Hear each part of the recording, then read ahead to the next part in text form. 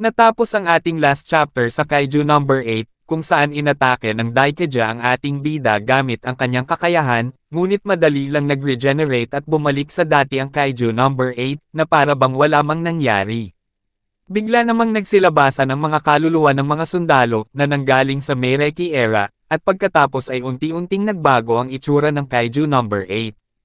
Ngayon, atin nang simulang talakayin ang susunod na chapter ng Kaiju number 8, at ito ay ang chapter 121.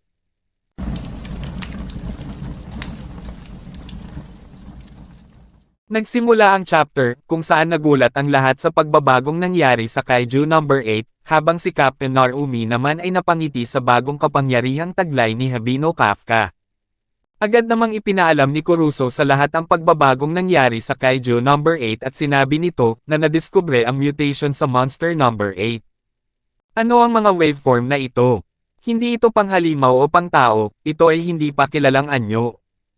Mukhang hindi pa kumpirmadong halimaw si Habino Kafka kahit na sinambit sa kanya ng kanyang ancestor na hindi na siya muling babalik sa pagiging tao.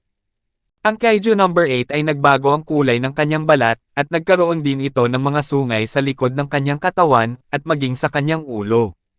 Napansin naman ng isa pang operator na hindi masukat ang resilience na taglay ng bagong Kaiju number 8 ngayon, at hindi ito makapaniwala sa kanyang nakikita.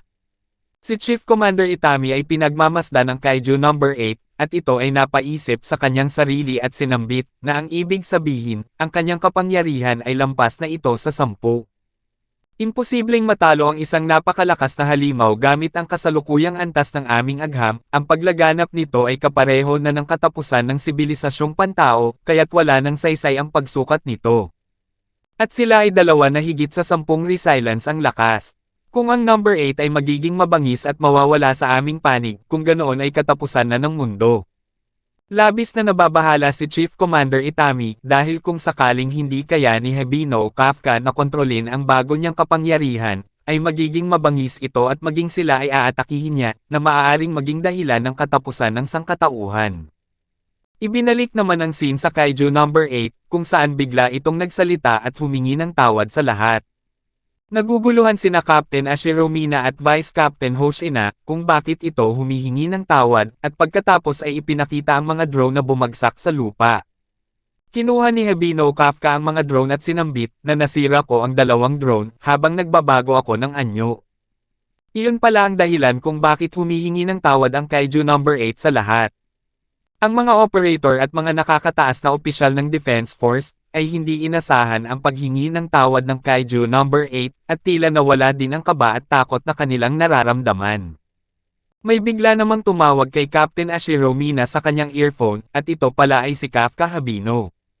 Sinambit ni Kafka habang nasa harapan niya ang Daikeja, "Nababawi ako sayo sa pamamagitan ng pagtapos ng sinimulan ko." Matapos magsalita ng Kaiju number 8, ay tinitigan niya ng mabuti ang kalaban na nasa kanyang harapan, habang napaisip si Captain Ashiro Mina at sinaad sa kanyang sarili, na nakakasiguro na ako, na siya nga si Kafka Habino. Muli namang ibinalik ang scene kay Chief Commander Itami, kung saan napatanong ito, na ngunit bakit ganyan ang kanyang itsura. Sinambit ni Juzo Nagizaka, na ito ay isang bagong anyo ng kung anuman, wala nang kinalaman ang ikatlong unit dito. Maging si Vice Captain Hoshina ay napatanong sa kanyang sarili, na maaari ba talagang mangyari yan sa kanya. Ang Kaiju number 8 ay nananatiling nakatayo, at hindi umaalis ng kanyang pwesto. Sinambit ni Habino Kafka, na nakikita ko na lahat ngayon. Ito ay lumalabas ng walang katapusan. Ang tinutukoy ng ating bida ay ang mga sundalo ng Meireki era, at ang kanilang mga kaluluwa ay patuloy na lumalabas sa kanyang paligid.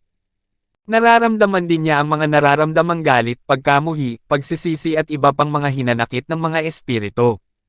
Sinambit ng Kaiju number 8 sa kanyang isipan, na ito ang pinagmumulan ng enerhiya ng number 8, isang walang katapusang agos, ng pitch black na kapangyarihan. Matapos magsalita ng Kaiju number 8, ay biglang bumugso ang mga espiritu sa kanyang paligid, at tila para itong umaapaw na kapangyarihan. Habang pinagmamasdan ng Daikeja ang Kaiju number 8, ay may napansin at naramdaman itong pamilyar na bagay. Naalala ng Daikeja ang mga samurai na kanyang hinarap noon sa Meireki era, at napagtanto niya na ang pamilyar na bagay na kanyang naramdaman ay ang kanyang mga pinatay noon na mga sundalo.